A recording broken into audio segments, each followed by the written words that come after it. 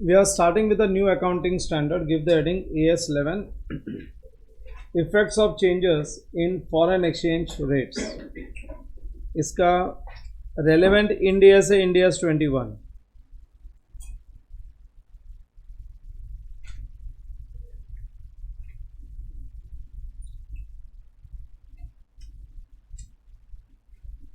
India's 21 इससे छोटा है, एएस ज़्यादा डिटेल में है. विल फाइंड इंडियाज 21 इज इसमें दो पार्ट नहीं है. एएस 11 में टोटल 4 पार्ट्स है और India's 21 has got only 2 parts. So जब तुम इंडियाज 21 करोगे तो इससे तुमको कम कंटेंट वहाँ पे मिलेगा. नॉर्मली इंडियाज में ज़्यादा कंटेंट होता है, बट ये स्टैंडर्ड में एएस 11 ज़्यादा डेप्थ में है. Now, when I say foreign exchange rates, ये पर्टिकुलर स्टैंडर्ड की हमको क्या ज़रूरत थी, पहले तो वो अपने को समझना पड़ेगा. Why we require this standard, क्योंकि कोई भी अकाउंटिंग स्टैंडर्ड अगर हम लोग शुरू करते हैं तो अपने को एक उसकी नीड मालूम होनी चाहिए. जैसे मैंने तुमको AS 1 में भी बताया था डिस्क्लोजर की क्या रिक्वायरमेंट है. इवन AS 2 में बताया था मैंने कि AS 2 भी एक बेसिक स्टैंडर्ड है, उससे काफ़ी मैनिपुलेशन हो सकता है. AS 4 की रिक्वायरमेंट हमने देखी थी. Same way what is the requirement of this particular accounting standard, इसकी क्या ज़रूरत है. अगर हम लोग इंपोर्ट एक्सपोर्ट का बिजनेस कर रहे हैं, we are doing business of import and export. हम लोग गुड्स इंपोर्ट करते हैं फॉरेन कंट्री से और जो पेमेंट करते हैं उनके करेंसी में करते हैं. Suppose I imported goods from south Korea, तो जो मैंने पेमेंट किया वो उनके करेंसी में पेमेंट किया. या पेमेंट मोस्टली इंटरनेशनल ट्रेड में जो मीडियम ऑफ एक्सचेंज होता है ना, वो डॉलर्स होता है. डॉलर इज़ अ करेंसी, उसमें काफ़ी सारे ट्रांजैक्शंस होते हैं. सो जो मैंने ट्रांजैक्शन किया फॉरेन डेस्टिनेशन से, उसका पेमेंट मैं फॉरेन करेंसी में कर रहा हूँ. सेम वे मैंने एक्सपोर्ट किया, मैंने कुछ गुड्स सेल किया फॉरेन डेस्टिनेशन में, फॉरेन कस्टमर से मेरे, तो वहाँ से जो पैसा आएगा वो भी फॉरेन करेंसी में आएगा. तो मेरे पास फॉरेन करेंसी है. परचेज के समय मेरे को पेमेंट करना पड़ता है फॉरेन करेंसी में, सेल के समय मेरे को फॉरेन करेंसी का पैसा मिलता है. I get money in foreign currency. तो जब मैं बुक्स ऑफ अकाउंट्स बनाऊंगा तो उसमें मैं परचेज और सेल्स की एंट्री पास करूंगा, पेमेंट और रिसिट्स की एंट्री पास करूंगा. ये मेरे ट्रांजैक्शंस तो फॉरेन करेंसी में हुए हैं, बट मेरे बुक्स ऑफ अकाउंट्स में can I write some amounts in rupees, some amount in dollars, some amount in pounds. Is it possible? मेरे को सब जो भी मेरे बुक्स में लिखना है वो सब लिखना है रुपीज़ में. So I have to convert this foreign currency into reporting currency. Foreign currency into, और हमारी रिपोर्टिंग करेंसी है INR. तो ये कन्वर्जन कैसे करेंगे, how to do the conversion, ये कन्वर्जन के रूल्स हमको अकाउंटिंग स्टैंडर्ड 11 पता था. अगर कन्वर्जन करना है फॉरेन करेंसी को इंडियन करेंसी में, बिकॉज हमारी जो रिपोर्ट्स बनती है, हमारे जो फाइनेंशियल स्टेटमेंट्स बनते हैं वो हमारे रिपोर्टिंग करेंसी में बनते हैं. तो हमको जब कन्वर्ट करना पड़ेगा तो कौन से रेट्स पे कन्वर्ट करना है, उसके लिए कुछ रूल्स बना रखा है और वो रूल्स मिलेगा AS 11 में. हम लोग बात करते हैं कन्वर्जन ऑफ फॉरेन करेंसी. तो सबसे पहले फॉरेन करेंसी का मतलब क्या, what do you mean by foreign currency. हम कन्वर्जन किसका करने वाले हैं, फॉरेन करेंसी का. तो हमको ये वाले टॉपिक में फॉरेन करेंसी का मीनिंग तो मालूम होना ही चाहिए. What do you mean by foreign currency. Simple language में बोलूँ तो any currency which is not the domestic currency. Any currency which is not domestic currency means हमारी reporting currency. For us our domestic currency is INR, rupees. So for us any currency, Pakistan के भी अगर currency हो, बांग्लादेश की currency हो, श्रीलंका की हो, US की हो, जापान की हो, कहीं के भी कोई भी दूसरे कंट्री की करेंसी हो, US की करेंसी हो, वो सब हमारे लिए क्या हो जाएगी, foreign currency. Foreign currency. So एक तो अपने को ये टॉपिक में मीनिंग ऑफ फॉरेन करेंसी मालूम होना चाहिए. Foreign currency means any currency other than domestic currency. और उसको हमको कन्वर्ट करना पड़ता है ना, कन्वर्ट करना पड़ता है रिपोर्टिंग करेंसी में. और कन्वर्जन के लिए अपने को चाहिए एक्सचेंज रेट. क्या चाहिए अपने को, exchange rate. So what is exchange rate. Exchange rate का भी मीनिंग मालूम होना चाहिए. सी एक्सचेंज रेट का मतलब होता है, अगर सपोज तुमने प्लान किया कि CA इंटर के एग्जाम्स देंगे और एग्ज़ाम्स देने के बाद में UK जाएंगे घूमने, बराबर, और स्पेसिफिकली हमको जाना है लंदन, बराबर. सो तुम्हारी हॉलीडेज प्लान कर ली. लेकिन जब भी तुम लोग यहाँ से लंदन जाओगे तो वहाँ पे अपना रुपया चलेगा क्या? नहीं, अपने को पाउंड्स चाहिए। तो पाउंड्स चाहिए तो वो कहाँ से मिलेगा? हम जाएंगे बैंक के पास, बैंक के पास जाके बोलेंगे हमको पाउंड्स चाहिए, तो बोलते हैं कि ठीक है 1 पाउंड चाहिए ना, तो 100 रुपया दे दो। 1 पाउंड का कितना? 100 रुपया। अभी जितने पाउंड चाहिए बता दो, उसके हिसाब से हम लोग कैलकुलेशन कर लेंगे। So exchange rate is nothing but 1 unit of foreign currency कितना रुपया देके मिलेगा। समझा क्या? नहीं, एक्सचेंज रेट यही होता है, 1 यूनिट ऑफ फॉरेन करेंसी हम कितना रुपया देके खरीदते हैं, या 1 यूनिट ऑफ फॉरेन करेंसी देने से अपने को कितनी फॉरेन करेंसी, अगर अपने को 1 यूनिट चाहिए फॉरेन करेंसी की तो कितना रुपया देना पड़ेगा, इसी को बोलते हैं एक्सचेंज रेट। अगर मेरे को डॉलर्स चाहिए, इफ आई वांट $1 तो लगभग 75 to 80 रुपीज देना पड़ेगा। ये एक्सचेंज रेट है। फॉरेन करेंसी का 1 यूनिट कितने रुपए में सेटल होता है, that is known as exchange rates. तो ऐसे अपने पास है ना टोटल 4 एक्सचेंज रेट्स हैं। बिगिनिंग ऑफ द ईयर के रेट को बोलते हैं ओपनिंग रेट, क्या बोलते हैं उसको? एंड ऑफ द ईयर के रेट को बोलते हैं क्लोजिंग रेट। और एक पूरे साल में जितने भी रेट्स होते हैं ना, divide by 365, we call it as average rate. और एक और रेट आएगा on the date of transaction, जिस दिन ट्रांजैक्शन होता है ना उस दिन का रेट, उसको बोलते हैं एक्चुअल रेट और स्पॉट रेट। उसको हम लोग बोलते हैं एक्चुअल रेट और स्पॉट रेट। तो तुमको ऐसे 4 रेट्स देखने को मिलेंगे, you will find such 4 rates. हाँ, तो कौन सा ट्रांजैक्शन कौन से रेट पे कन्वर्ट होगा, ये हमको AS11 समझाएगा। इसके लिए हमको जरूरत है AS11 की।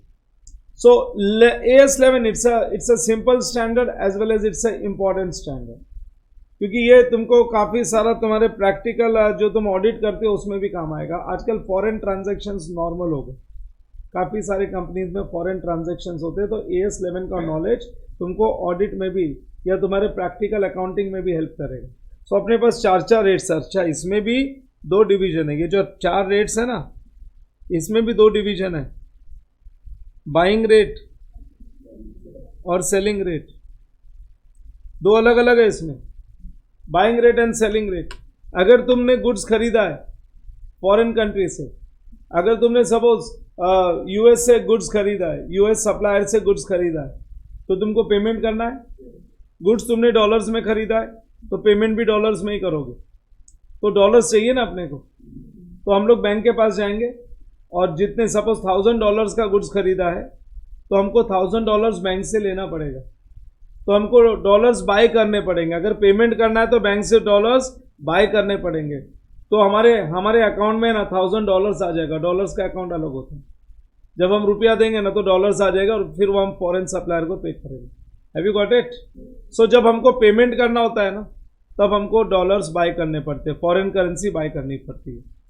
और अगर हमने गुड्स सेल किया है, हमने गुड्स एक्सपोर्ट किया और हमारे पास डॉलर्स आए, गुड्स एक्सपोर्ट किया और अपने को डॉलर्स रिसीव हो गया ना कस्टमर से, हमने अगर डॉलर्स में सेल किया तो will get money in dollars. तो वो डॉलर्स को अपने को रुपये में कन्वर्ट करना है, तो वो कौन कन्वर्ट करके देगा? बैंक ही कन्वर्ट करेगा। हम बैंक को देंगे, बोले डॉलर्स ले, I am selling dollars to you, you give me money for that, you give me रुपया। अपने को रुपीज चाहिए, समझा क्या? नहीं।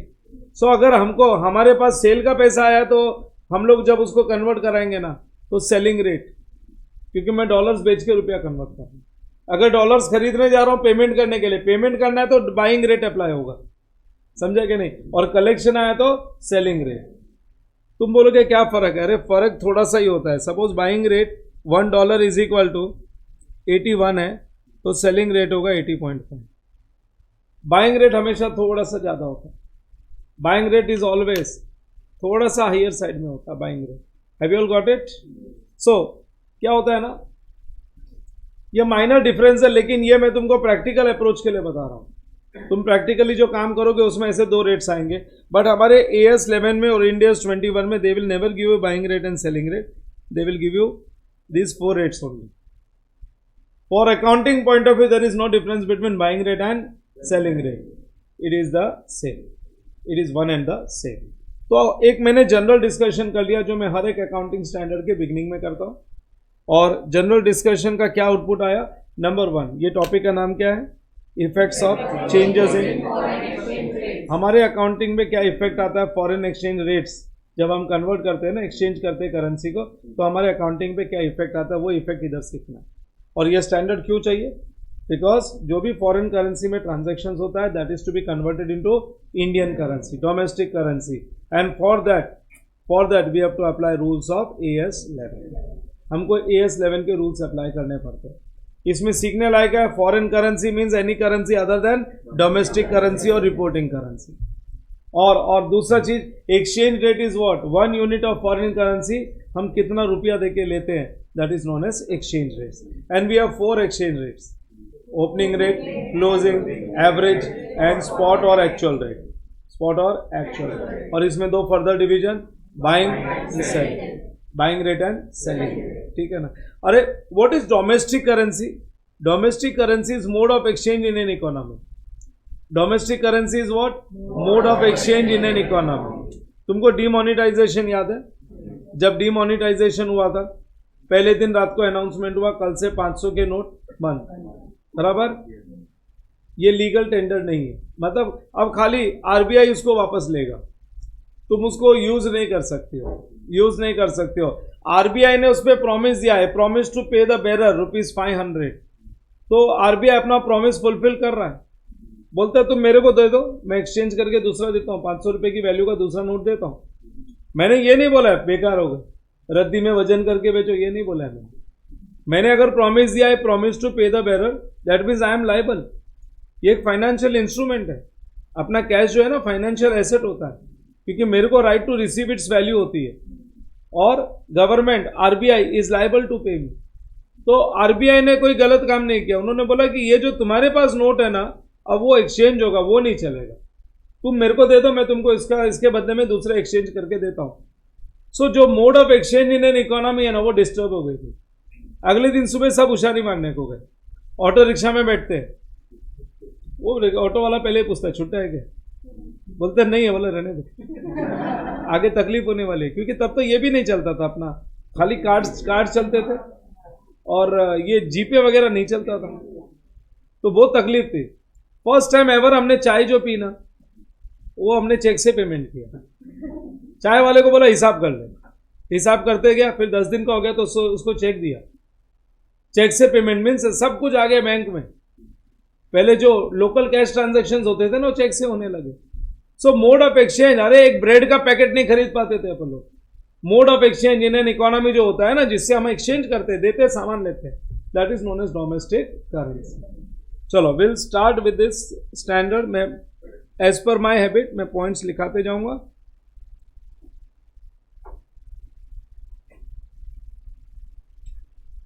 लिखोगे। Point number 1, foreign currency means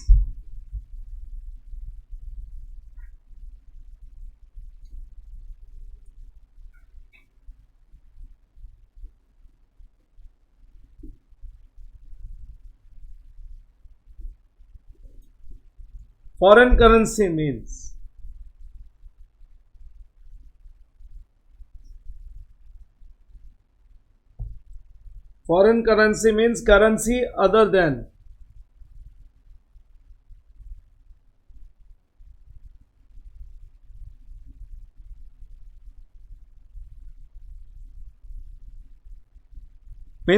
other than domestic currency.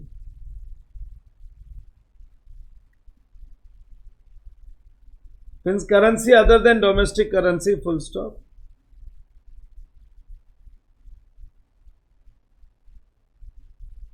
Domestic currency is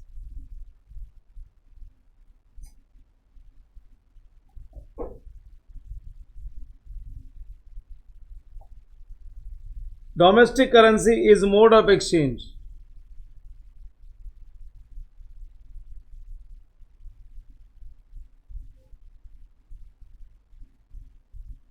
Domestic currency is mode of exchange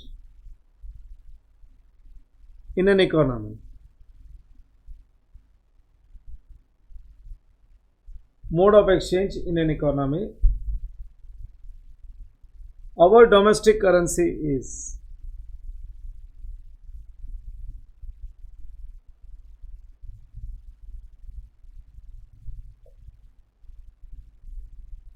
our domestic currency is INR. Our domestic currency is INR. So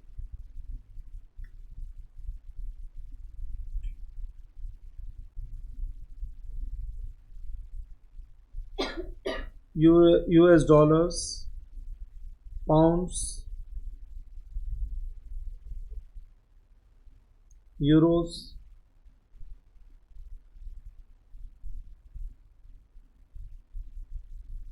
sterlings, Russian rubles,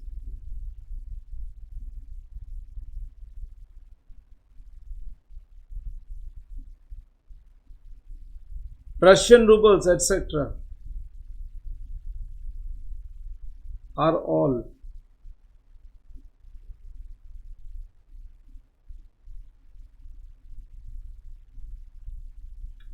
considered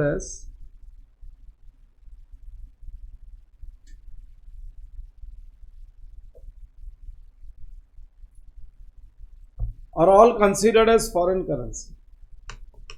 Are all considered as foreign currency. Number two.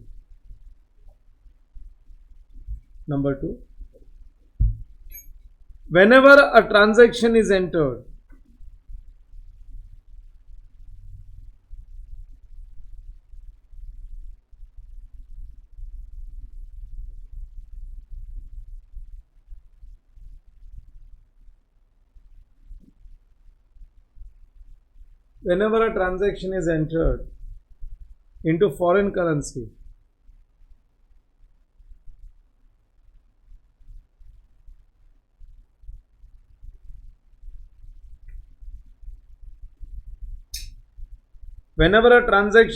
into foreign currency,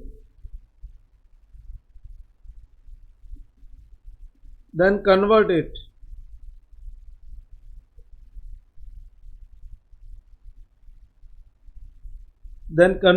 into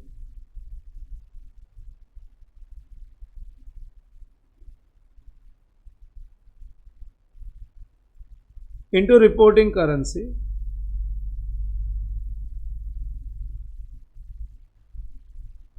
INR, into reporting currency by applying. Whenever a transaction is entered into foreign currency, then convert it into Indian currency by applying AS11.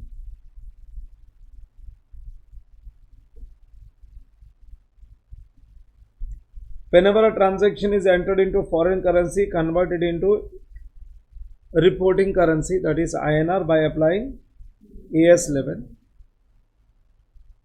on the spot rate.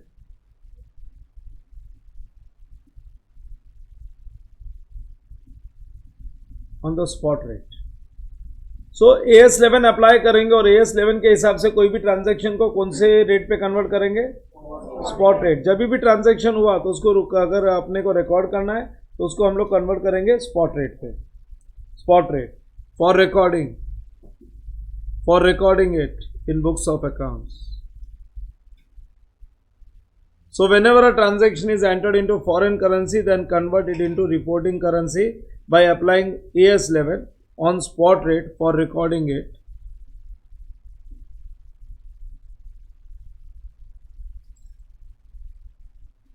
For recording it in books of accounts.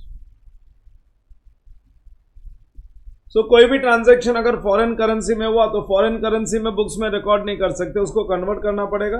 और convert करेंगे AS11 क्या बोलता है, कौन से rate पे convert करोगे, spot rate. Spot rate का मतलब है rate prevailing on the date of transaction.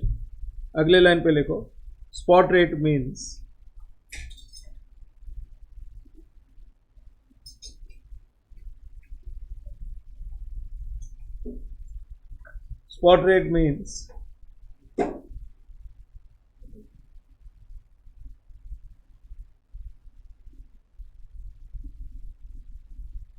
Spot rate means rate prevailing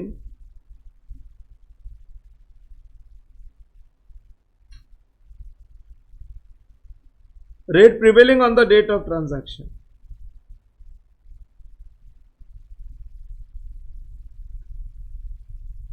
सो जिस दिन ट्रांजैक्शन हुआ था उस दिन जो रेट था उसको बोलते हैं spot rate.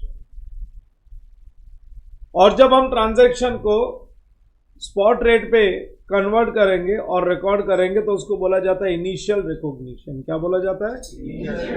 That is first time recording the transaction in books of accounts. लिखो नेक्स्ट टाइम पे, recording of transaction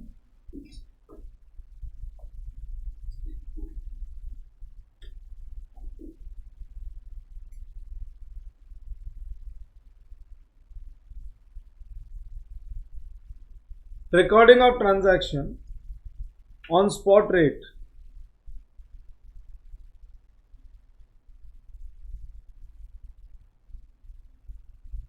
recording of transaction on spot rate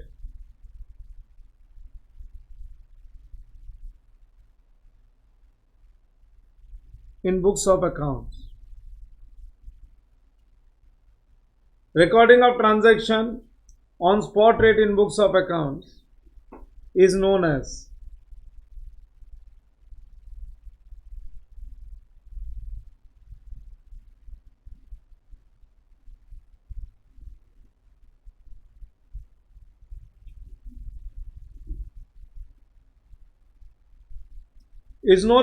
initial recognition।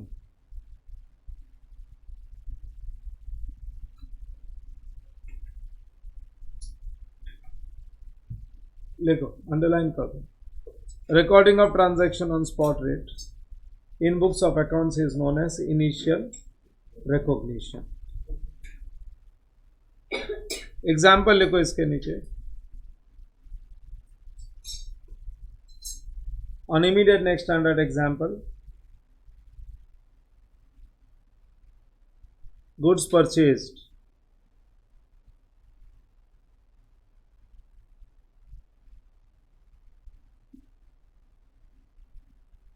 goods purchased worth $5,000,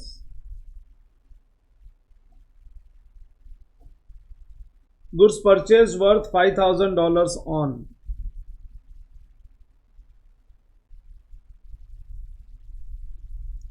on 1/1/2023।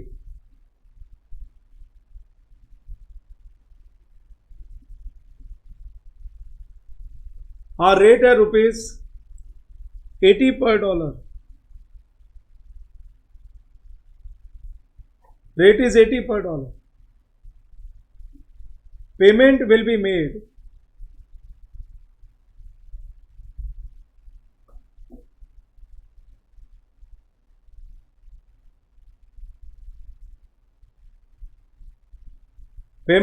made on 15th June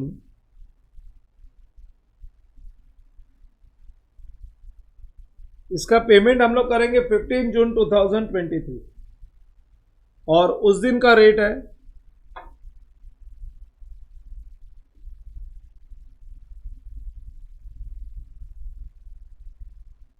the rate is 85 per dollar। Rate is 85 per dollar। लिख लिया?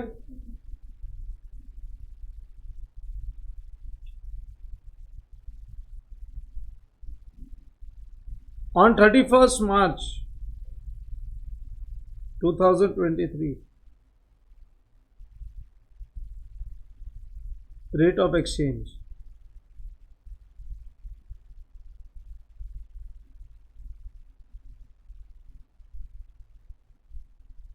was rupees 82 per dollar। Was rupees 82 per dollar। Journalize।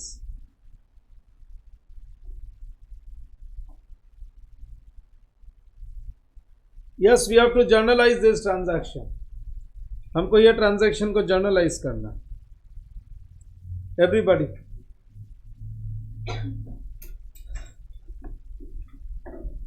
Look at the question all of you. क्या लिखा है? Goods purchase कितने dollars का किया? $5,000 का purchase किया। और कौन से डेट को परचेज किया? हाँ, मैंने ये 31 मार्च की रेट इसलिए दी है, बुक्स ऑफ अकाउंट्स हम क्लोज करते हैं 31 मार्च को। अच्छा, इसका पेमेंट ये साल में कर दिया या नेक्स्ट ईयर में हुआ है? नेक्स्ट ईयर में हुआ है। नेक्स्ट ईयर में उस दिन क्या रेट थी? 85 रुपीज की रेट है। और बीच में बैलेंस शीट डेट आ गई ना, उस दिन क्या रेट है? 82 इज द रेट। चलो ठीक है, हम लोग इसको जर्नलाइज करते हैं। देखो इसके नीचे journal of messrs,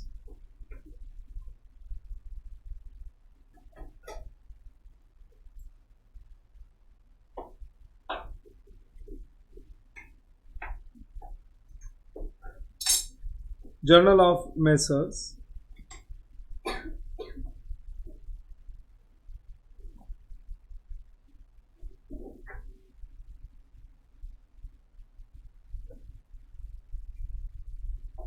journal of messrs. 4-5 line की जर्नल बनाओ, एक्सटेंड करते चलना, एज पर रिक्वायरमेंट एक्सटेंड करते जाएंगे।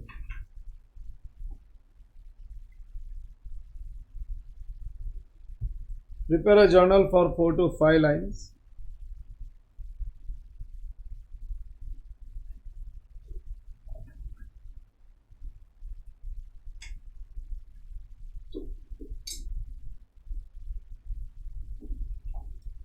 बोलो ट्रांजैक्शन कौन से डेट को हुआ था?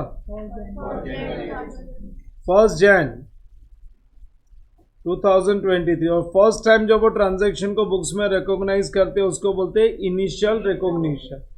Recording the entry in books of accounts for the first time.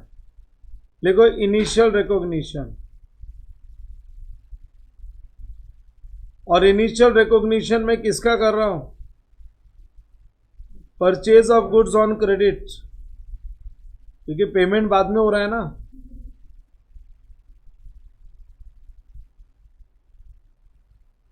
Purchase of goods on credit,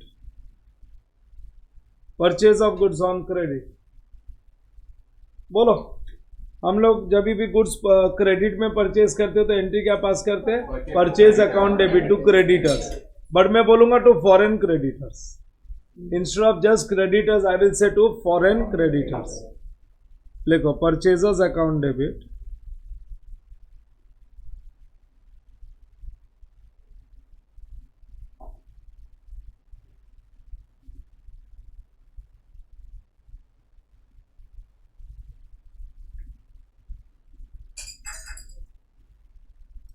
purchasers account debit to foreign creditors account. कितना डॉलर्स का परचेज है?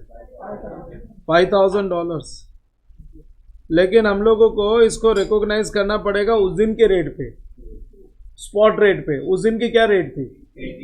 80 rupees is the rate prevailing on the date of transaction. So 5,000 into 80 gives you 4 lakhs। ये लो, ये 4 lakhs rupees write down.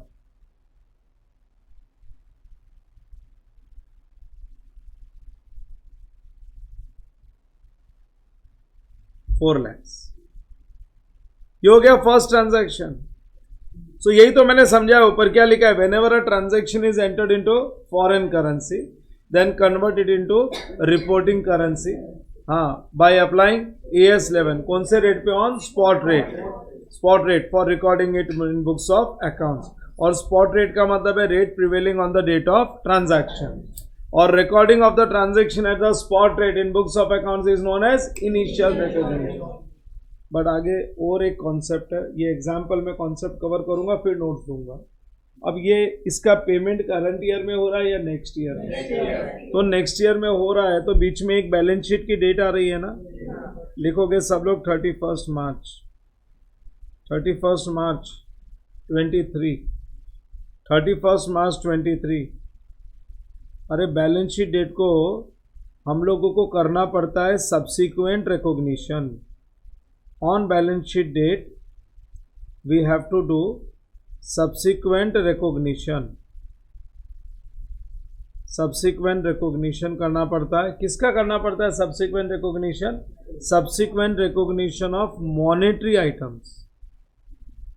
Subsequent recognition of monetary items.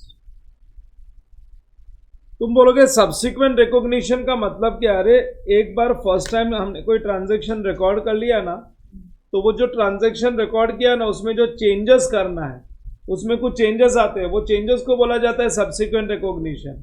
So first time transaction record कर लिया, record करने के बाद उसके वैल्यू में कुछ चेंजेस आता है ना, चेंजेस करना पड़ता है, उसको बोलते हैं सब्सिक्वेंट रिकॉग्निशन।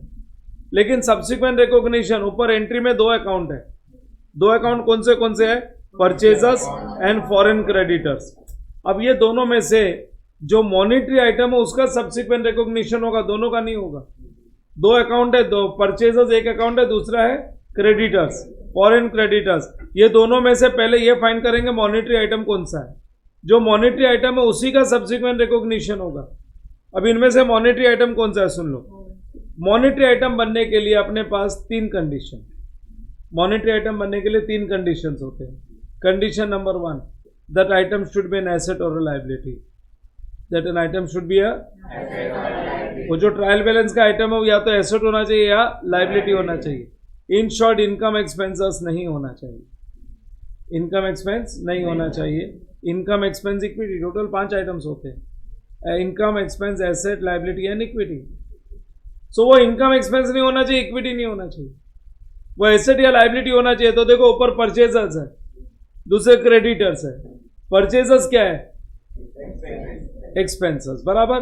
तो पहली कंडीशन फेल हो गई ना, पहली कंडीशन फेल हो गई, तो वो तो मॉनिटरी आइटम है ही नहीं, साइड में कर दो। दूसरा क्या है? क्रेडिटर। What is creditor? पहली कंडीशन सेटिस्फाई हो गई, the item should be an asset और लायबिलिटी, तो ये लायबिलिटी है। कंडीशन 2, कंडीशन 2 है amount must be, it's there should be a receivable and payable, there should be a receivable and payable. तो यहाँ पे पेएबल है, पेएबल या रिसीवेबल होना चाहिए। अरे एसेट तो फिक्स्ड एसेट्स भी होता है, बट वो ओन्ड एसेट्स है ना, पेएबल है क्या किसी को? स्टॉक भी होता है, ओन्ड एसेट्स है, पेएबल थोड़ी है। सो पेएबल या रिसीवेबल का मतलब है जब स्टॉक बिक जाता है, डेटर बन जाता है, तो रिसीवेबल होता है। बिल्स रिसीवेबल है, रिसीवेबल है। Bills of exchange, bills payable है, तो पे करना है मैच्योरिटी पे।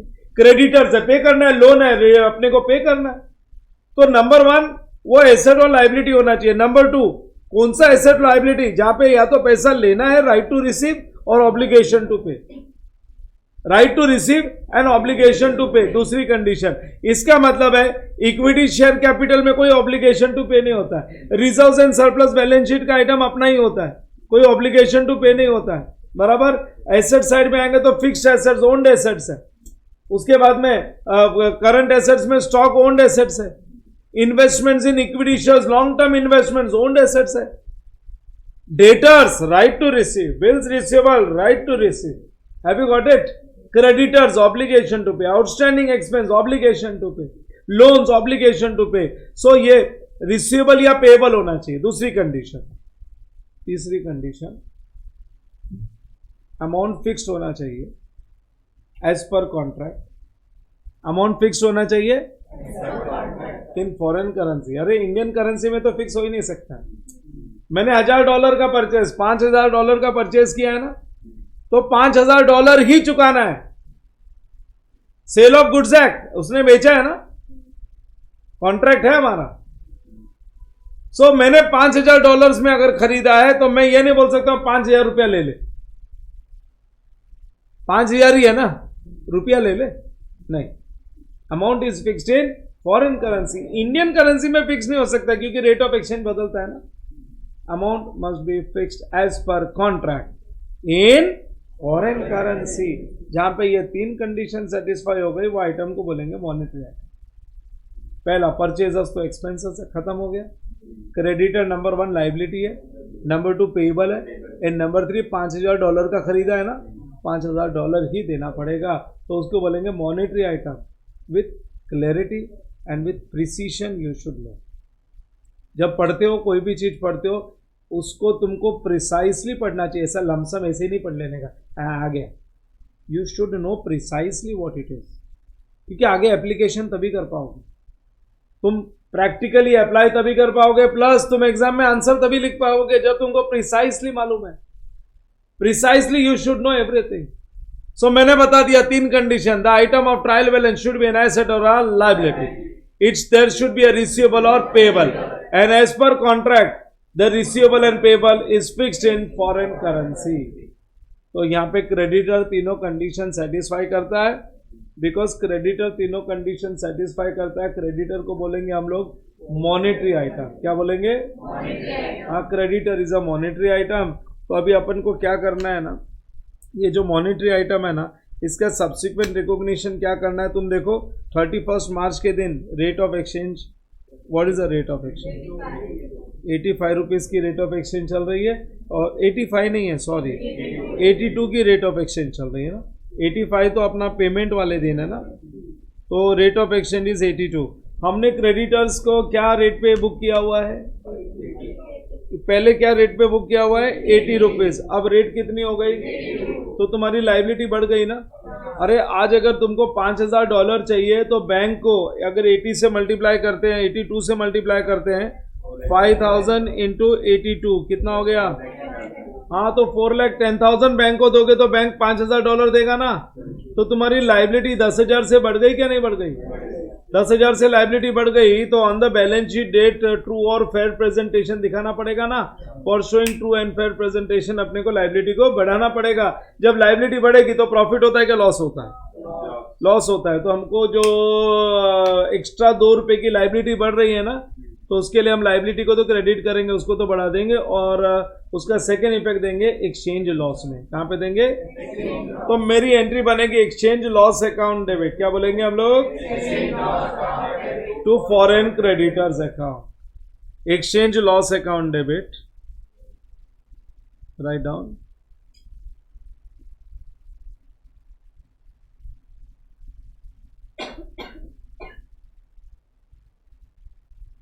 exchange loss account debit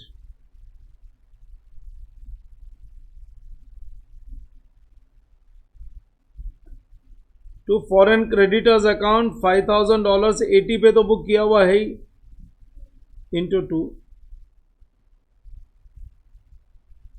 10,000 increase हो गया। अब कोई पूछे फॉरेन क्रेडिटर्स कितने का है, तो तुम देखो फॉरेन क्रेडिटर्स यहाँ पे अपने पास 4 लाख क्रेडिट था और 10,000 क्रेडिट हो गया, तो टोटल क्रेडिट कितना हो गया, 4,10,000 हो गया। अब आ गई अगली डेट 15 जून। 15 जून को हमको रीपेमेंट करना है, that is payment to creditors, settlement date होती है ये, पेमेंट टू क्रेडिटर्स। अब क्रेडिटर्स 82 पे बुकड है, याद रखना। अब क्रेडिटर्स 80 पे बुक नहीं है, उसकी लाइबिलिटी कितनी है, 4,10,000। हमारे बुक्स में 4,10,000 की लाइबिलिटी है। अब देखते हैं उस दिन क्या रेट ऑफ एक्सचेंज हो गया। हाँ मेरे को तो 4,10,000 के लास्ट लाइबिलिटी थी। 85 होने का मतलब है 5,000 इंटू 85 का मतलब है मैं बैंक में जाऊंगा, $5,000 के लिए कितना पेमेंट करूंगा। मैं जब बैंक को 4,25,000 दूंगा तो बैंक मेरे अकाउंट में, डॉलर वाले अकाउंट में $5,000 ट्रांसफर करेगा। मतलब अब मेरे बुक्स में क्रेडिटर क्या अमाउंट पे बुक था, 4,10,000, लेकिन मेरे को पेमेंट करते समय कितना रुपया देना पड़ रहा है, हाँ 4,25,000 रुपीज देना पड़ रहा है। मतलब एक्स्ट्रा देना पड़ रहा है ना, कितना एक्स्ट्रा देना पड़ रहा है, हाँ तो जो एक्स्ट्रा देना पड़ रहा है वो further loss, that is my further loss. बोलो बच्चों समझा क्या। तो पेमेंट वाले दिन मैं एंट्री पास करूंगा, on the date of payment I will pass the entry foreign creditors account debit. जो अभी तक हमने क्रेडिट किया उसका टोटल लिख दो। फॉरेन क्रेडिटर्स अकाउंट डेबिट कितना हमने क्रेडिट किया अभी तक, 4,10,000 टू बैंक, नहीं लॉस आने वाला है ना, एक लाइन छोड़ के लिखो, टू बैंक $5,000 लेने के लिए 85 गिव्स यू हाउ मच, 4,25,000। कितना एक्स्ट्रा, हम 15,000 एक्स्ट्रा दे रहे हैं। So this is exchange loss.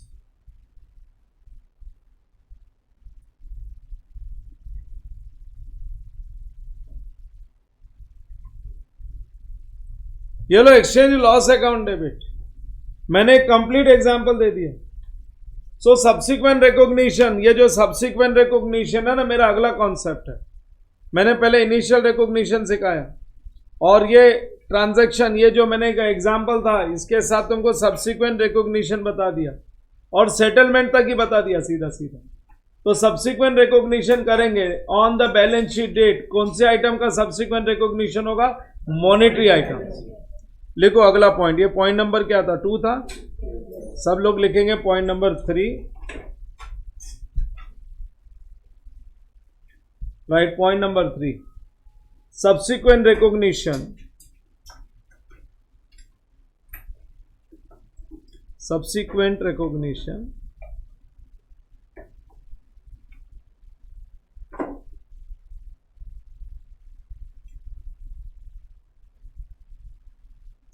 subsequent recognition will be made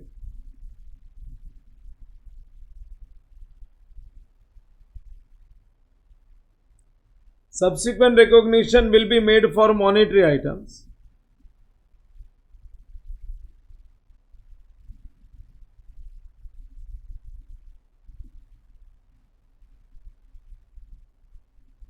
subsequent recognition will be made for monetary items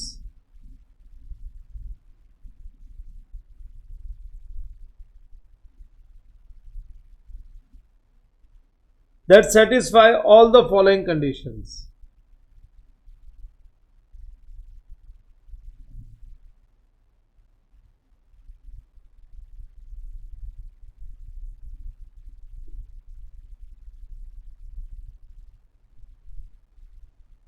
That satisfies all the following conditions. All the following conditions. First condition, such item of trial balance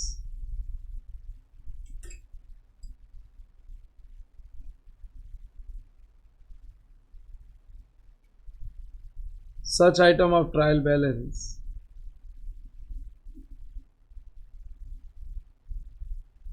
should be, such item of trial balance should be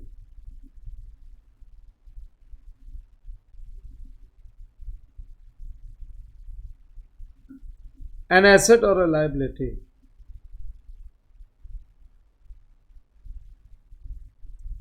Such item of trial balance should be an asset or a liability. Point number B.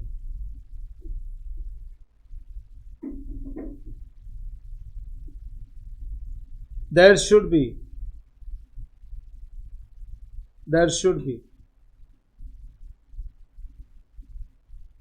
receivable,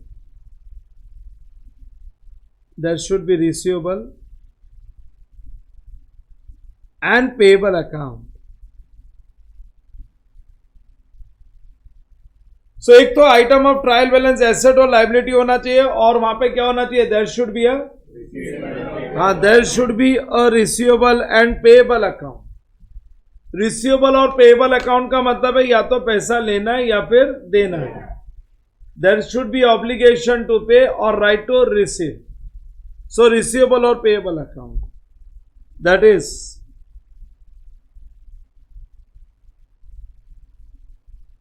right to receive cash or obligation to pay cash.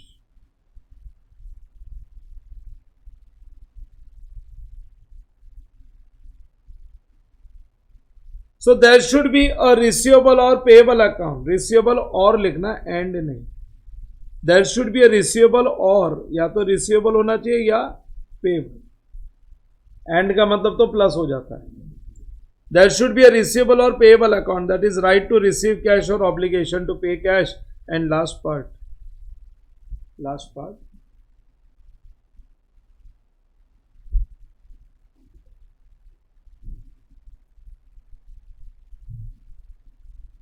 Amount must be fixed.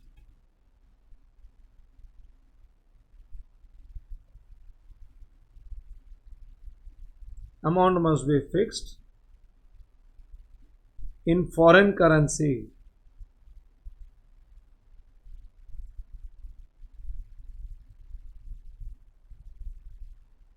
Amount must be fixed in foreign currency as per the contract.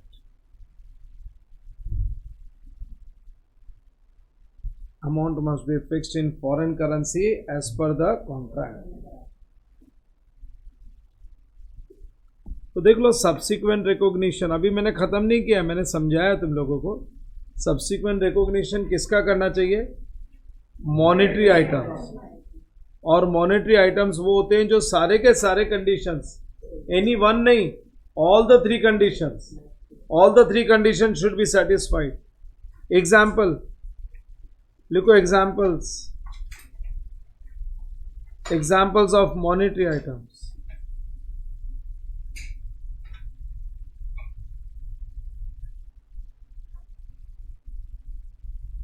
Examples of monetary items: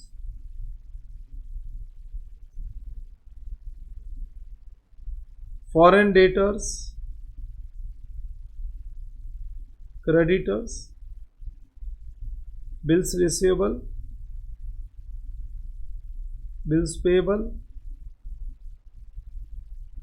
loan. Foreign currency loan is better term. Foreign currency loan, etc. Foreign currency loan, etc. I have told you, you have to read accounting standard on daily basis. You have to keep reading. Only after that you get strength. And for practical subjects, I told you, you have to minimum practice twice. और accounting standard daily basis पे read करते रहो with examples everything. So ये हो गया monetary items का examples. अच्छा, treatment क्या करना है? What is the treatment to be given? Monetary items to be recognised subsequently at closing rate. हमको मॉनेटरी आइटम्स को कन्वर्ट करना पड़ेगा कौन से रेट पे? Closing rate, with corresponding effect to exchange gain और लॉस। उसका जो सेकेंड इफेक्ट होगा या तो एक्सचेंज गेन होगा या एक्सचेंज लॉस। लिखो treatment.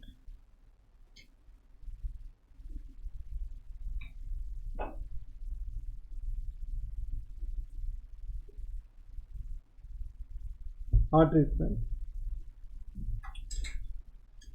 Revalue monetary items.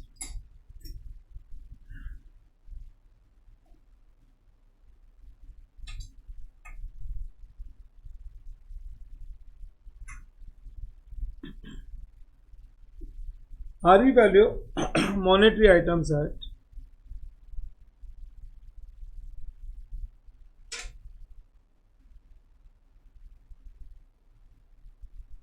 revalue monetary items at closing rate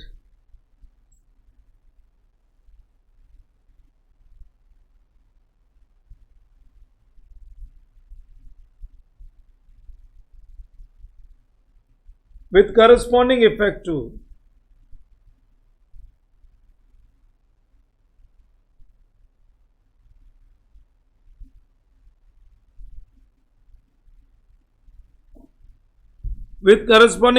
exchange gain or loss. Corresponding effect to exchange gain or loss. ये जो हमने पेमेंट टू क्रेडिटर्स किया है ना, इसको बोलते हैं settlement.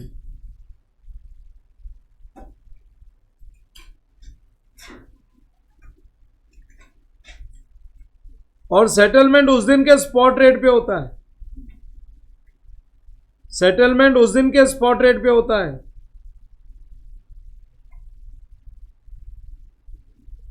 Payment to creditors bracket में लिख दो सेटलमेंट ऑन स्पॉट रेट। उस दिन जो स्पॉट रेट चल रहा था ना, उस पे सेटलमेंट हुआ। लिखा ब्रैकेट में सबने? अच्छा, यहां पे पॉइंट नंबर 1 क्या था कंडीशंस में? सच item of trial balance should be an asset और अ लायबिलिटी। लेकिन सारे एसेट्स और लायबिलिटीज मॉनेटरी आइटम्स नहीं होते। उसके लिए क्या होना चाहिए? ऑब्लिगेशन टू पे या राइट टू रिसीव होना चाहिए। इसका मतलब है बैलेंस शीट में इक्विटी शेयर कैपिटल को, रिजर्व्स को नॉन मॉनेटरी बोलेंगे। They are not monetary items. Fixed assets owned है ना, ओन्ड है ना, किसी को पे थोड़ी करना है, ओन्ड है, कुछ रिसीव थोड़ी करना है। फिक्स्ड एसेट्स अपना यूज करेंगे बिजनेस में। Investments in long term investments owned है, स्टॉक ओन्ड है। ये सबको बोलेंगे नॉन मॉनेटरी आइटम्स। क्या बोलेंगे हम लोग? हाँ, सो वो भी एग्जाम्पल लिखा देता हूं, लिखो। फॉलोइंग आर, एक लाइन छोड़ के लिखना, फॉलोइंग एसेट्स एंड लाइबिलिटीज या following items of balance sheet.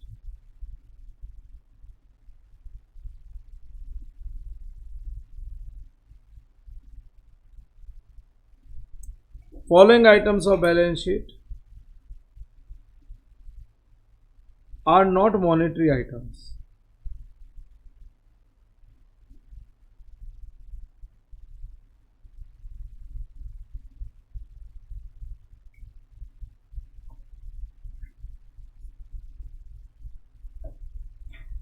Fixed assets,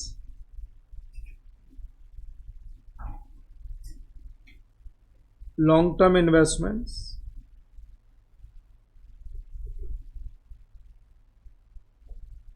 stock, share capital,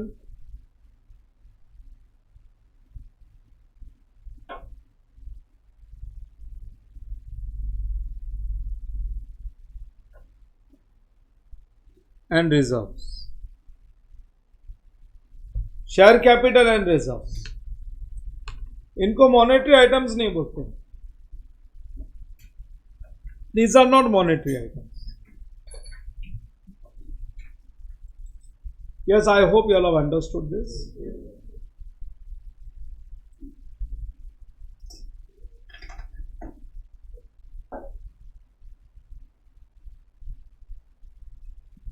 मैंने जितना करा है ना, उसके बेसिस पे अपने पास क्वेश्चंस है, तो हम लोग क्वेश्चन सॉल्व करते हैं।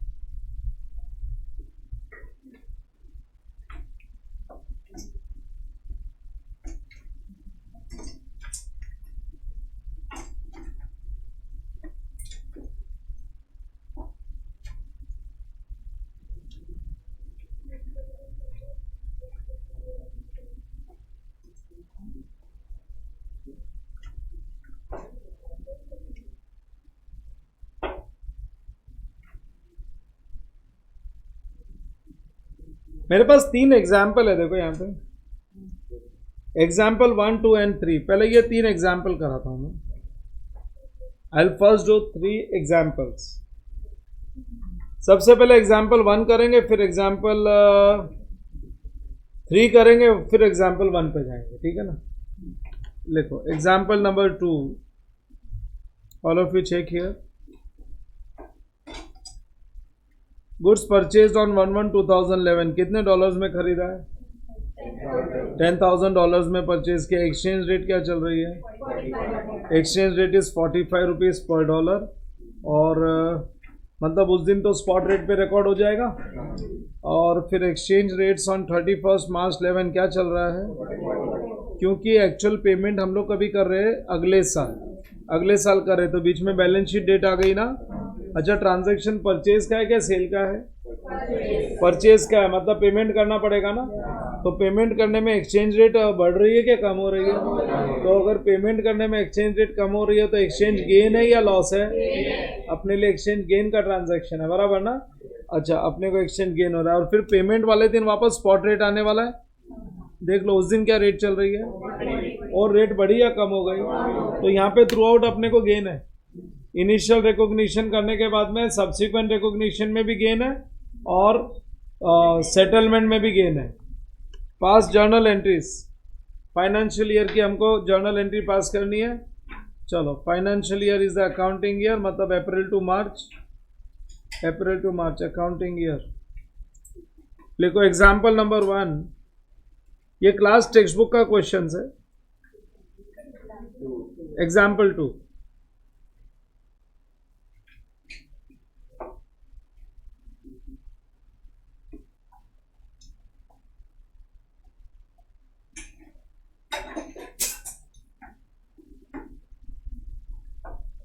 बनाओ जर्नल।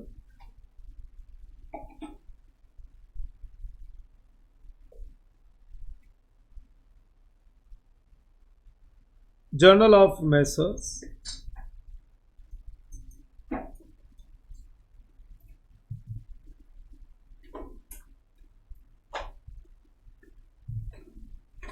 Ten lines.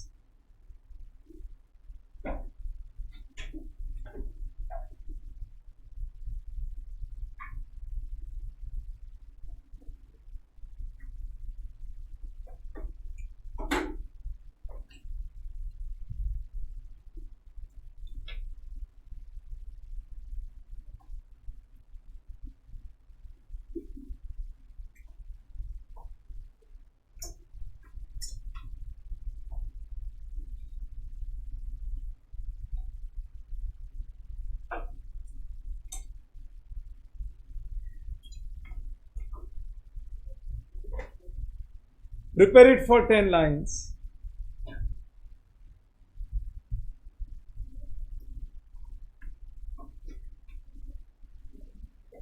सबसे पहले लिखोगे initial recognition. Initial recognition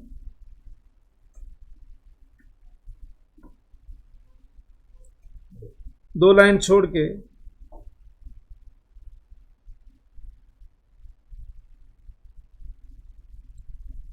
subsequent recognition of monetary item,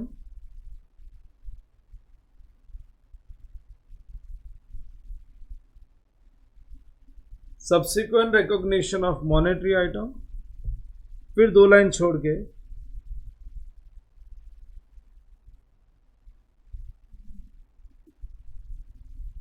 settlement.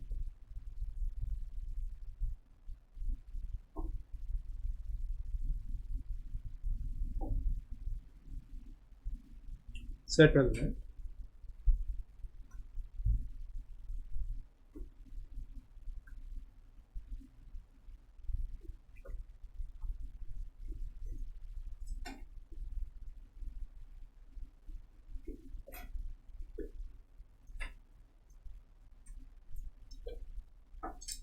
Initial recognition किस चीज का है? Purchase of goods on credit.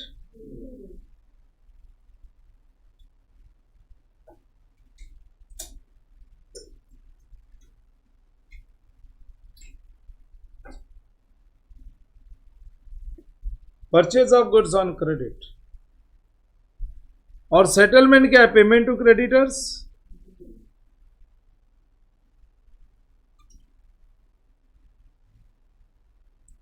Initial recognition कौन से रेट पे होने वाला है?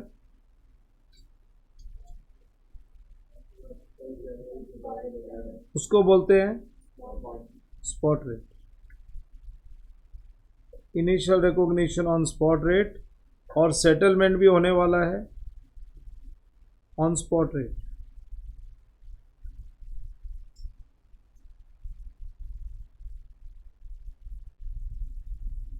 और subsequent recognition of monetary items होने वाला है ऑन क्लोजिंग रेट।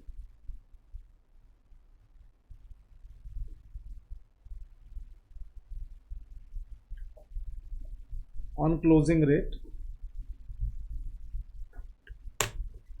हो गया लिख के। Now we will go through the dates. पहला ट्रांजैक्शन हमारा हो रहा है 1 Jan 2011 को, right. 1 Jan 2011।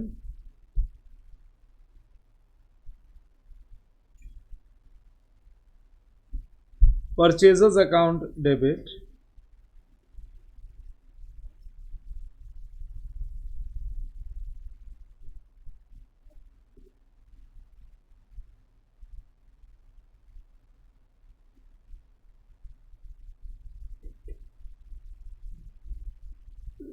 Purchasers account debit of foreign creditors account.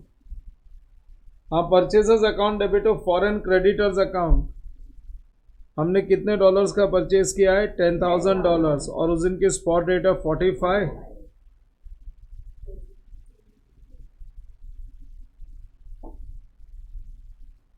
कितना आ गया?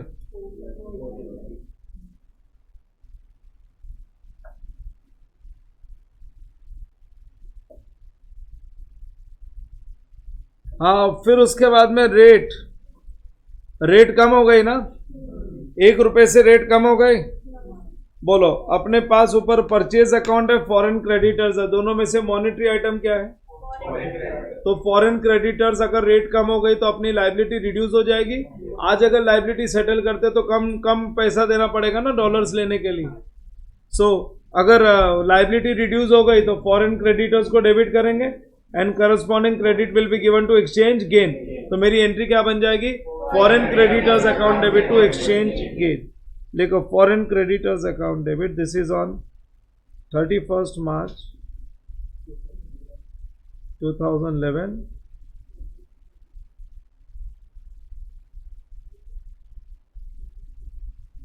Foreign creditors account debit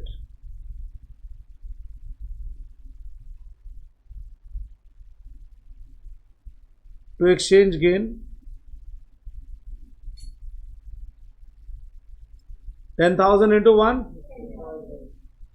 सो अब लाइबिलिटी ऊपर क्रेडिट कितनी थी? 4,50,000 ना, और क्रेडिट और डेबिट कितना हो गया? 10। तो नेट क्रेडिट कितना बचा? 4,40,000। अब पेमेंट करने जाएंगे तो 4,40,000 रुपीज नहीं देना पड़ेगा डॉलर्स लेने के लिए, और रेट रिड्यूस हो गई, 43 रुपीज हो गई। देख लो रेट, मतलब 4,30,000 में अपने को $10,000 मिल रहा है। तो पेमेंट वाले दिन अपने को और 10,000 का फायदा होने वाला है। सो अभी मेरी बोलो पेमेंट वाले दिन कौन से डेट को पेमेंट किया है अपन ने? 7 जुलाई 2011। 7 जुलाई 2011। लिखो फॉरेन क्रेडिटर्स अकाउंट डेबिट। मेरे बुक्स में जो अमाउंट है पहले मैं वो लिख दूंगा। मेरे बुक्स में अभी क्रेडिट कितना दिख रहा है? ये अकाउंट 4,40,000। लेकिन मैं जब पेमेंट करने के लिए गया बैंक में तो ये $10,000 43 के रेट पे मिल गया। तो 4,30,000 रुपीज ही लगा इसको पेमेंट करने में। ये $10,000 को सेटल करने में कितना डॉलर्स लगा अपने को? सॉरी डॉलर्स नहीं, कितना रुपया लगा? 4,30,000। लाइबिलिटी तो 4,40,000 की थी, लेकिन अपना तो 430 में सेटल हो गया। तो जो डिफरेंस आएगा दैट इज एक्सचेंज गेन। ये एक्सचेंज गेन और लॉस है ना, पीएनएल में जाता है, याद रखना। This will go to PNL.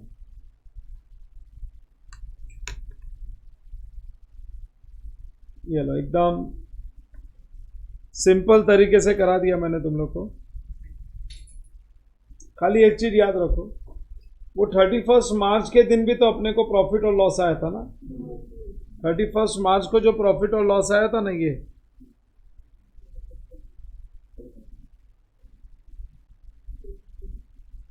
ये गेन और ये गेन में फर्क है।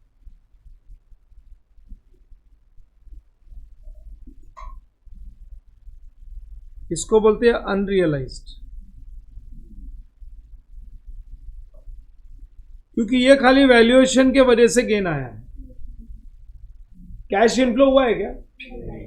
हमने गेन दिखाया तो कैश आया क्या साथ में? लेकिन लास्ट जो दूसरा वाला है ना वो रियलाइज्ड है। कैश बचने का मतलब आया ही है ना। अरे 4,40,000 लेके रखा था, लेकिन सेटल कितना किया? 430 में हो गया, तो 10,000 बच गया ना। तो कैश इनफ्लो है ना अपने पास। ये है रियलाइज्ड।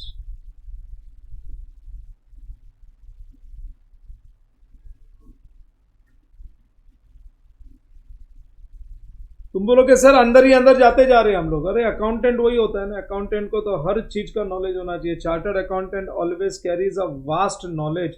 अभी तो फाइनल सीए में आओ, वहां पे पढ़ोगे तो पता चलेगा चार्टर्ड अकाउंटेंट ऐसी डिग्री लेके नहीं आता है। ही पजेस अ वास्ट नॉलेज, जो नॉर्मल अकाउंटेंट का काम ही नहीं है वो सब। फर्क क्या पड़ता है? यहाँ पे भी है। यहाँ पे ये वाले एग्जाम्पल में भी देखो, जो on the date of balance sheet subsequent recognition किया था, रियलाइज लॉस हुआ था। ये तो वैल्यूएशन लॉस है। कोई जेब से लॉस होने का मतलब है कोई आउटफ्लो थोड़ी हुआ था कैश का। तो ये तो वैल्यूएशन लॉस है। लेकिन यहाँ पे ये एक्चुअल लॉस है, ये रियलाइज्ड है। वो अनरियलाइज्ड है, ये रियलाइज्ड लॉस है।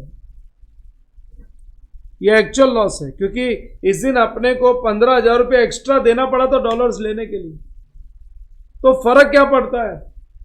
फर्क यह पड़ता है कि जो अनरियलाइज्ड एक्सचेंज गेन और लॉस है ना, जब हम कैश फ्लो स्टेटमेंट बनाएंगे ना, कैश फ्लो स्टेटमेंट, तो उसमें अनरियलाइज वाला नहीं है, क्योंकि cash flow statement is nothing but cash book. उसमें एक्चुअल रिसिप्ट्स और एक्चुअल पेमेंट्स होना चाहिए। तो डेट ऑफ सेटलमेंट वाले दिन जो एक्सचेंज गेन लॉस है ना, AS3 कैश फ्लो स्टेटमेंट में वही लिखेंगे, उसके पहले वाला नहीं लिखेंगे, क्योंकि उसके पहले वाले में कोई कैश इनफ्लो या कैश आउटफ्लो नहीं होता है, तो वो कैश बुक में नहीं लिखा जाएगा। वैसे cash flow statement cash book ही है। जो रिसीट्स और पेमेंट्स होता है ना, FIDC में सीखा था, पैसा है तो रिसीट्स, पेमेंट हुआ तो पेमेंट्स, तो बस वही है, खाली उसको एनालिटिकल फॉर्म में शो करते हैं। Cash flow statement is cash book only. तो जो ट्रांजैक्शन में कैश का मूवमेंट ही नहीं है वो कैश फ्लो स्टेटमेंट में नहीं आएगा, ठीक है ना, क्योंकि ये कनेक्टेड पॉइंट और बाद में हम लोग आगे जाके कैश फ्लो स्टेटमेंट बनाने वाले हैं। That's the reason I am explaining along with this. अच्छा, अपने पास अगला एग्जाम्पल, उसके बाद वाला एग्जाम्पल देखो, एग्जाम्पल नंबर 3। एग्जाम्पल नंबर 3, अभी ये सेल्स का है। क्या लिखा है? गुड्स सोल्ड, $50,000 का गुड्स बेचा, 50 रुपया रेट है। उस दिन एक्सचेंज रेट कितनी है? 52। बैलेंस शीट डेट के दिन है 52। बेचा था उस दिन क्या रेट थी? बेचा मतलब पैसा मिलेगा ना। इस बार ऑब्लिगेशन टू पे है या राइट टू रिसीव है? हाँ, तो फिर रेट अगर 52 हो गया तो राइट टू रिसीव भी बढ़ गया ना, तो क्या बोलोगे, गेन या लॉस? गेन हो रहा है ना। हाँ, फिर उसके बाद में डेट ऑफ रिसीट, जिस दिन कलेक्शन हुआ उस दिन क्या रेट है? रेट और बढ़ गई, तो क्या हुआ, गेन या लॉस? Gain, further gain. इस बार सेल्स का ट्रांजैक्शन है, वही 3 डेट्स आने वाली है, सेम जैसे हमने पहले लिखा था, एग्जैक्टली वैसे के वैसे ही आएगा। बना लो 10 लाइन का, prepare it for 10 lines. Example number 3,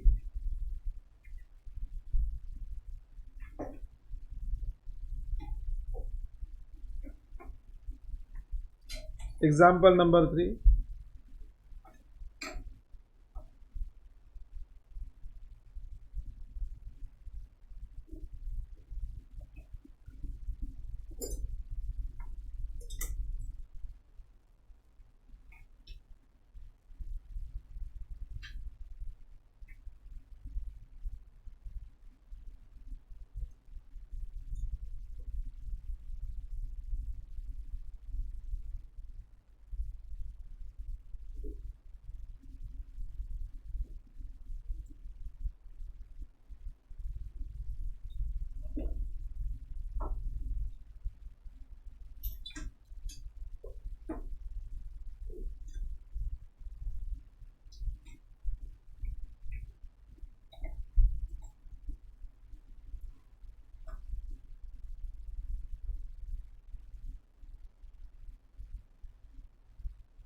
लिख लो।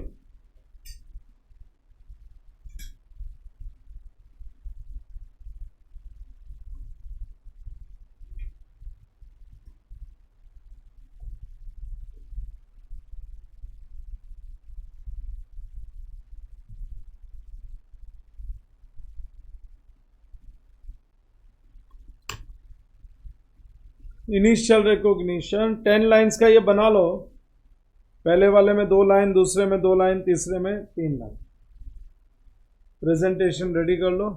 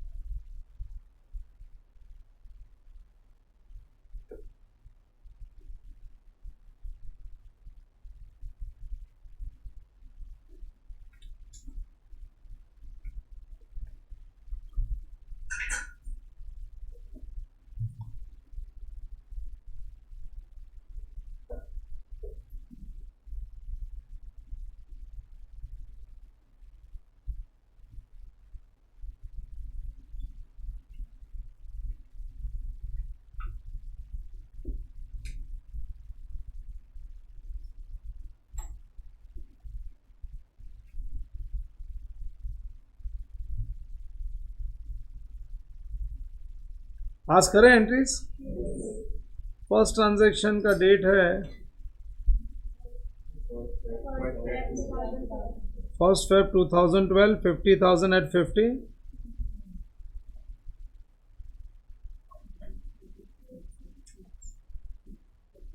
Foreign debtors account debit.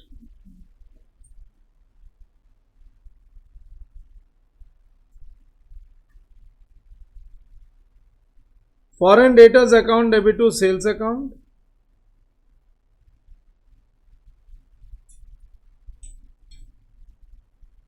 $50,000 into 50.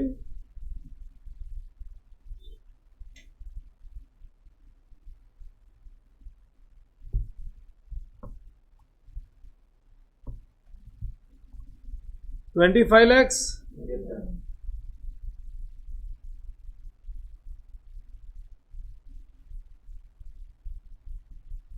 अब सब्सिक्वेंट रिकॉग्निशन में डॉलर का रेट 50 से कितना हो गया? 52. सो ₹2 से हमारा एसेट बढ़ गया ना। फॉरेन डेटर एक एसेट है। सो बाय ₹2 इट इंक्रीज। एसेट की वैल्यू बढ़ती है तो गेन होता है, बट ये रियलाइज नहीं होता, याद रखना। वैल्यूएशन है ये, वैल्यूएशन प्रॉफिट, वैल्यूएशन लॉस होता है इधर। कैश फ्लो, कैश का मूवमेंट नहीं है। कितना? 1 लाख।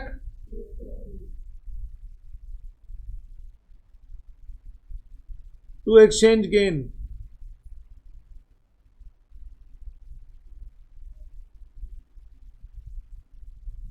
सेटलमेंट कौन से डेट को हो रहा है? 1 जून। उस दिन और ₹1 बढ़ गया।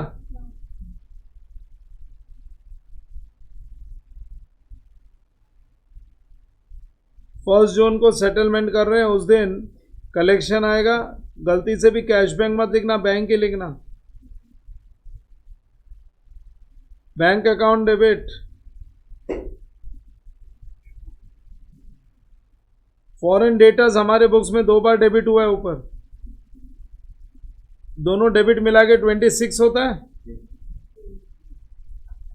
लेकिन उस दिन हमारे पास $50,000 आया और हम बैंक के पास गए, इसको रुपए में कन्वर्ट कर दे तो 50,000 इंटू 53।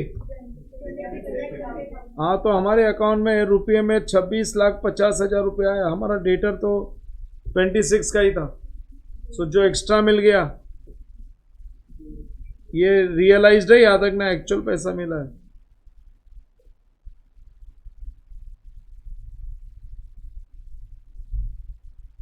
हाँ, हमको एक्चुअल कलेक्शन हुआ है। This is our actual collection. बच्चों समझा क्या सब लोगों को? This is the actual collection, है ना। सो हमने बेसिक क्वेश्चंस करने चालू कर दिए। एक और प्रेजेंटेशन रेडी करो एग्जाम्पल नंबर 1 के लिए। एग्जाम्पल 1 में गुड्स नहीं है, गुड्स नहीं, ये लोन है, loan.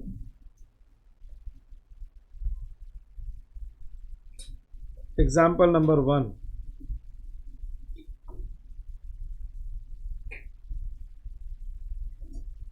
Initial recognition, subsequent recognition, 2 lines and settlement. इतना ही लिख के रखो। हमने कोई अभी तक एग्जाम्पल रीड नहीं किया। ये जो 10 लाइन्स का अपना प्रेजेंटेशन है ना, बस ये रेडी कर लो तुम। Example number 1।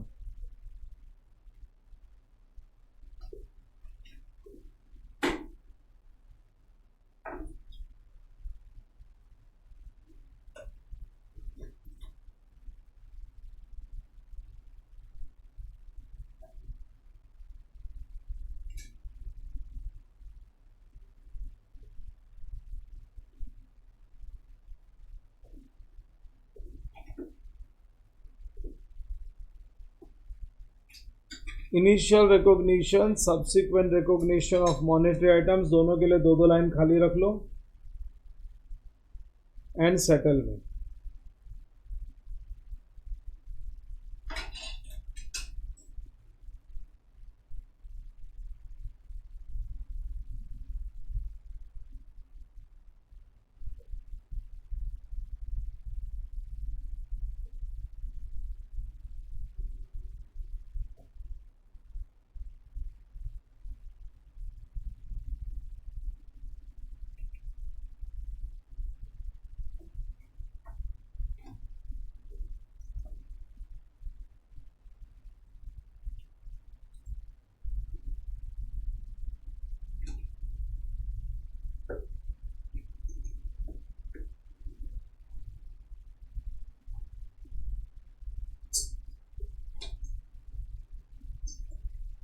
चलो हो गया सबका।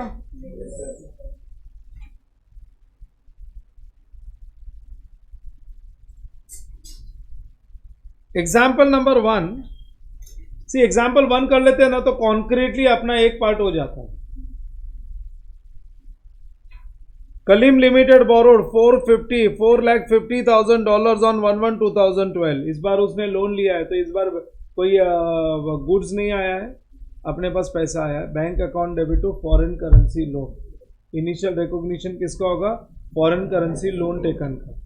सो और कौन से डेट को है? 1/1/2012, 1/1/2012 फॉरेन करेंसी लोन टेकन, और ये हम रिकॉग्नाइज करते हैं स्पॉट रेट पे। We recognise this on spot rate,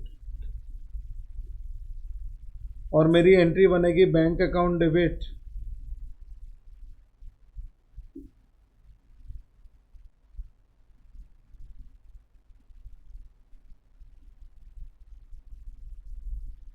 bank account debit to foreign currency loan account $450, $450,000 है, और 1/1/2012 को देखो रेट क्या चल रही है, 48। सो 450,000 इंटू 48,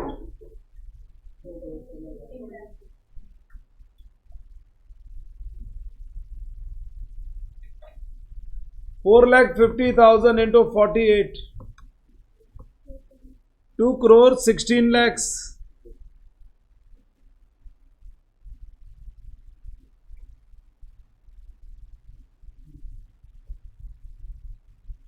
देख लो बराबर है क्या? 4,50,000 इंटू 48 बराबर है ना ये?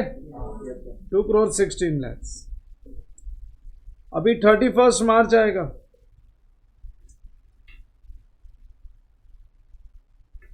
31 मार्च को सब्सिक्वेंट रिकॉग्निशन होगा, और ये कौन से रेट पे होता है? Closing rate. क्लोजिंग रेट पे होगा। सुनो अभी क्या रेट चल रही है क्लोजिंग रेट। ये जो हमने लोन लिया है ना, इसका रीपेमेंट कब होने वाला है? Which will be repaid on 31 जुलाई। एक मिनट, रीपेमेंट होएगा 31 जुलाई को। 31 जुलाई 2012 को रीपेमेंट होगा, और उसके पहले क्या चक्कर है? Kaleem limited prepares financial statements for year ended 31 March. Rate of exchange क्या दे के रखा है देख लो, ऑन डिफरेंट डेट्स। पहला तो काम हो गया, 31 मार्च को रेट बढ़ गई ना, तो इस बार हमारे पास जो मॉनेटरी आइटम है वो एसेट है क्या लाइबिलिटी है? तो लाइबिलिटी में रेट अगर इंक्रीज होती है तभी अपने को गेन होता है कि लॉस होता है? लॉस होता है, तो हम बोलेंगे exchange loss account debit to foreign currency loan. ₹1 पर डॉलर का लिखो, exchange loss account debit, exchange loss account debit to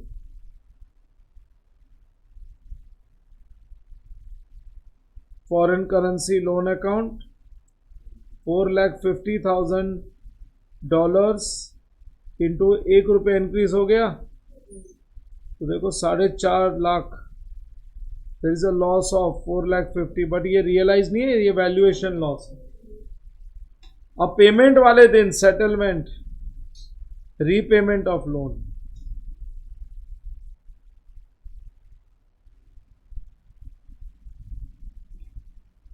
कौन से रेट पे होगा? Spot rate, closing rate? हाँ, ये होगा स्पॉट रेट पे। अब मेरे बुक्स में जो लाइबिलिटी है ना, वो 2,16,00,000 प्लस 450, 2,20,20,000, 2,20,50,000 की लाइबिलिटी है। मैं उस दिन बैंक में जाऊंगा, देखो क्या रेट पे मिल रहा है डॉलर्स, 49.5। एक मिनट, 49.5 पे मिल रहा है, तो हमको कितना डॉलर्स देने का? 4,50,000 ना। हम 49.5 का मतलब है बैंक को अपने को 2,22,75,000 देना पड़ेगा। हमारे बुक्स में लाइबिलिटी कितनी है? 2,20,50,000 तो ज्यादा देना पड़ेगा ना। तो बोलो रिपेमेंट वाले दिन गेन होगा या लॉस होगा? लॉस होगा। सो हम लोग बोलेंगे foreign currency loan account debit, ये दोनों क्रेडिट देख लोगे, ये 16 और ये 450, 2,20,50,000। लेकिन जब पेमेंट करने गए टू बैंक 4,50,000 इंटू 49.5 है ना, इंटू 49.5, तो देखो ये अमाउंट है 2,22,75,000।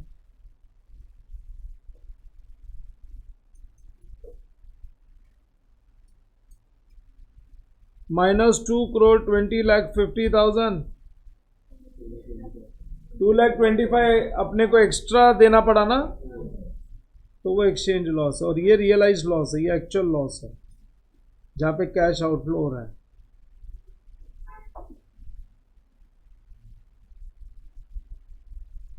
$2,25,000। Everybody understood? देखो अभी तक 3 पॉइंट्स ही चल रहा है, 3 पॉइंट्स पे ही अपना काम चल रहा है। देख लो सब लोग, देखो क्या लिखा है अपन ने। What we have written here up till now, AS11 effects of changes in foreign exchange rates. Point number 1 क्या लिखा है? Foreign currency means currency other than domestic currency. Domestic currency is mode of exchange in an economy. Our domestic currency is INR, that is rupees. So US dollars, pounds, euros, sterling, rubles are all considered as foreign currency. Whenever a transaction is entered into foreign currency, then convert it into reporting currency INR by applying AS11 on spot rate for recording it in books of account. Spot rate means rate prevailing on the date of transaction. Recording of transaction on spot rate in books of accounts is known as initial recognition। और देखो entries pass की, initial recognition spot rate पे है, यहाँ पे लिखो ना, हमने लिखा नहीं है। इनिशियल रिकॉग्निशन स्पॉट रेट,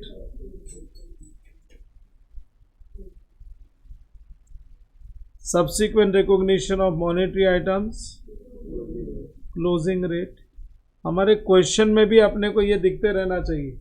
और सेटलमेंट कौन से रेट पे? स्पॉट रेट पे। स्पॉट रेट पे सेटलमेंट। फिर हमने सब्सिक्वेंट रिकॉग्निशन समझाया था। फर्स्ट एग्जांपल में हमने पहले अकाउंटिंग ट्रीटमेंट कर ली, और क्या लिखा है? Subsequent recognition will be made for monetary items that satisfies all the following conditions. Number 1, such item of trial balance should be an asset or a liability. There should be a receivable or payable account, that is right to receive cash or obligation to pay cash. And number C, amount must be fixed in foreign currency as per the contract. Examples: foreign debtors, creditors, bills receivable, payable, foreign currency loan, etc. Treatment: revalue monetary items at closing rate with corresponding effect to exchange gain or loss. और ये items non monetary है, ये monetary items नहीं है। कौन से हैं? Fixed assets है, long term loan, long term investments, stock, share capital, reserves, ये सब मॉनेटरी नहीं है, क्योंकि यहाँ पे राइट टू रिसीव और ऑब्लिगेशन टू पे नहीं है। तो इनको हम लोग इनको मॉनेटरी आइटम्स नहीं कंसीडर करते, क्योंकि ये सारे ओन्ड आइटम है ना। फिक्स्ड एसेट्स ओन्ड है, लॉन्ग टर्म इन्वेस्टमेंट, स्टॉक जब डेटर बनेगा तब रिसीवेबल होएगा ना, अभी थोड़ी रिसीवेबल है, अभी तक तो ओन्ड एसेट है। कोई पूछेगा जमीन पड़ी है क्या वैल्यू है, बोले अभी थोड़ी देखना है, बेचेंगे उस दिन देखेंगे, बेचेंगे उस दिन बोले हम लोग बेचेंगे तब बोलेंगे ना पार्टी से क्या लेने का है। तो आज थोड़ी हम पड़ा एसेट है, ओन्ड एसेट है, यूज कर रहे हैं आज तो बिजनेस में। सो ये क्लैरिटी होनी चाहिए, क्योंकि तुमको एमसीक्यूज में मॉनेटरी आइटम का सिलेक्शन आएगा। मॉनेटरी आइटम्स का सिलेक्शन, नॉन मॉनेटरी आइटम का सिलेक्शन में क्यों बोलता हूँ रीड करो। Why I am telling you read it again and again, because जब रीड करोगे तो तुम्हारे एमसीक्यूज राइट होंगे। एमसीक्यूज ऐसे नहीं है कि एमसीक्यूज का एबीसीडी सीख लिया तो आ गया, वो एबीसीडी इसके पीछे आने वाला है। तुमको जब स्टैंडर्ड आता होगा तो सारे एबीसीडी तुम टिक मार पाओगे। 30 मार्क्स का एमसीक्यूज है, वो तुम्हारे लिए बहुत ईजी हो जाएगा। If you know the accounting standard, otherwise वो 30 मार्क्स निकल जाएगा, तुम वहाँ पे स्कोर नहीं कर पाओगे। क्या है ना, कुछ भी भले ही नेगेटिव मार्किंग नहीं है, बट तुम अक्कड़ बक्कड़ बम्बे वो नहीं कर सकते कि बस जो लगा उस पर टिक मार दिया। You should no it. और मैं जो बोल रहा हूँ, अगर पास होना है तो तुमको फॉलो करना पड़ेगा, तुमको पास नहीं होना है तो तुम्हारी मर्जी। If you have joined this course and if you have intention to become chartered accountant, then you should follow। ये कोई चॉइस नहीं कि ऐसा करो, ऐसा करोगे तो ही पास होगे, नहीं तो नहीं होने वाले। You have to do this. ठीक है, एक 15 मिनट का ब्रेक लो, उसके बाद कंटिन्यू करते हैं।